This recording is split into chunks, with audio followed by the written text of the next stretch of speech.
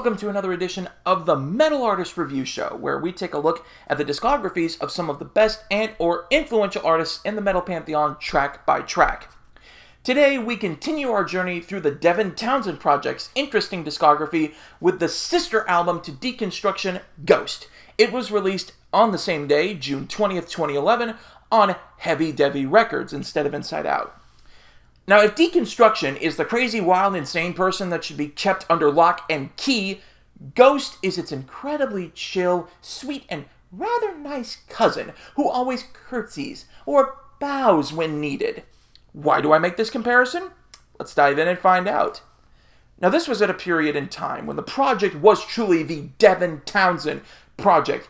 He brought on 2 drummers for Deconstruction, but other than that, he basically did everything.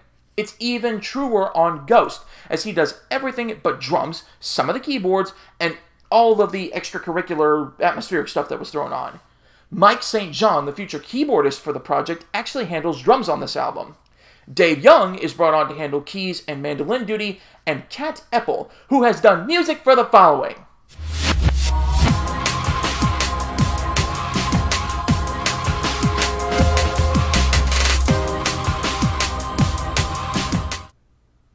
Impressive, right? I know. Anyway, she handles all the woodwinds and the flautist stuff on here. Yes, I said flautist. Finally, Katrina Natale makes the first of 2 appearances as a guest female vocalist on a project album. To get things started, we open with a beautiful track called Fly. It sets the incredibly relaxing tone for the album, and it's incredibly pleasing to the ear. Devin is one of those musicians who just knows how to balance heavy and light, and it really shows here. Now that's followed up by another beautiful song called Heart Baby, which showcases Kat Eppel's amazing talent for the flute. Her artistry adds another depth to the song, and you actually feel like you're swimming through it. Next is the longest song, Feather. This is an 11.5-minute long song that continues the quieter atmosphere of the album with some very interesting vocal effects. We also hear Katrina's vocals clearly for the first time, and she sounds really good here. Now, I know whenever Devin has guest female vocals on an album, they'll always be compared to her, Anneke van Giersbergen. But it's almost like comparing apples and oranges. Anneke does very well in some of Devin's louder compositions, but Katrina's voice adds that soothing layer that a song like Feather requires. I also like Mike's brushwork on the snare drum on this song. And it finished with a nice touch of running water. Yeah, running water. Ladies and gentlemen, we aren't listening to a metal album. We're listening to therapeutic massage jams by Devin. But it works. The crazy thing is it works. It helps lead into the next song very, very nicely. The album is very well paced, thankfully, and the next song is the 3-minute track Kawaii. It's an acoustic guitar-driven number. It sounds really cool. Again, it's another soothing track that you might hear in one of those things you see at Walmart, where they've got the different therapeutic sounds, and you press one and you hear birds chirping and an acoustic guitar playing and Zen mode activated and all that good stuff. That's followed up by the title track, which leads in with very interesting vocal effects as Devin and Katrina do a duet in the background, followed by some soft rock and jazz guitars. Coffee Shop Jams by Devin Townsend to go along with the therapeutic massage jams. Interesting, but again, it works. It completely works. Following that is the song Blackberry, which I guess is about how young love grows on a blackberry vine? At least that's what the lyrics said. Oh well, it's Devin Townsend. He's like the David Lynch of the metal world. To further my point, this song begins with the gentle croaking of frogs. Frogs. But it works. That's why I'm laughing, because it works. You feel like you're sitting on the front porch on Friday night down south listening to the frogs carrying on before the band launches into an interesting hootenanny.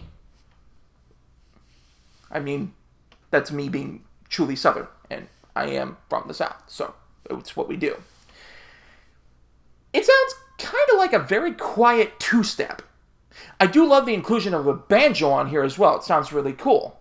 Aside from metal, another genre I'm into is bluegrass. Katrina guests again, and she and Devin sound very sharp on this number.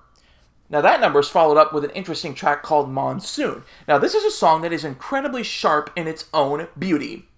There's almost a call and response between Devin's acoustic guitar and Kat's well-played flute that feels incredibly deep and passionate while also being contemplative and bound to the album's parameters. The song's title is a little misleading, as this is one of the most calming songs ever written. Now that's followed up by Dark Matters, and no, it has nothing to do with Ziltoid. This is a 1.5-minute long track that features Devin basically singing a paragraph from your local high school science textbook. It flows out of Monsoon very nicely, and the fact that they faded the vocals a bit so they aren't smacking you in the face is very well done. Kat's flute playing brings the song to a close very nicely, and you feel as if you've been on this 5-minute journey over the past couple of songs through some very tall astral plane. Following that is Tejada. It's either Tejada or Texada. Anyway, it's a longer track at 9.5 minutes, but still rather enjoyable. Once again, it continues the soft and soothing MO that this album has. But as enjoyable as the song is, it does feel like a rehash, just a little bit. Soft guitars? Check. Muted drums that give it an atmospheric feel? Check. I like how diverse some of the stuff through the middle part of the album was, both in length and in feel, without sacrificing the general goal. Tejada was the first song that I found myself actively checking the streaming bar on Spotify to see if it was getting close to being finished. Sounds just a tiny bit muddled. On the plus side, Cat Apple's flute playing comes in to close out the song, and again, it's beautiful and it sounds amazing. Other than that, kinda repetitive. Following that is the track Seams, and it's bursting at its title with an acoustic guitar playing and Devin's soft croon. Kat's flute, again, backs it up beautifully and makes for an interesting track. I like some of the vocal overdubbing that's done on this song, and it has a layer to it that Texada, or Tejada, or whatever, felt like it was missing. That's followed up by the song Infinite Ocean, where the beginning feels like something I would have heard on the Blue Planet documentary series.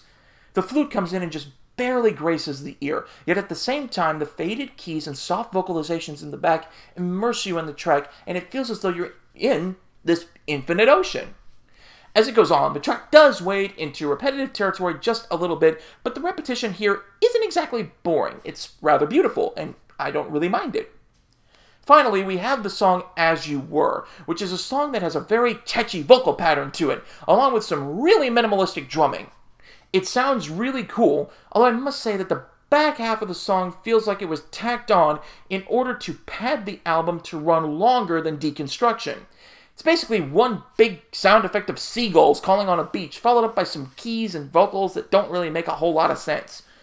As a 4.5-minute song, it's amazing. As an over 8-minute song, it gets kind of long. Overall, I must say this album is way better than Deconstruction was. I love how Devin, after going absolutely insane on Deconstruction, was able to rein himself in and craft something truly beautiful here. But here's the thing. As I said earlier, this is not a metal album. Not in the least.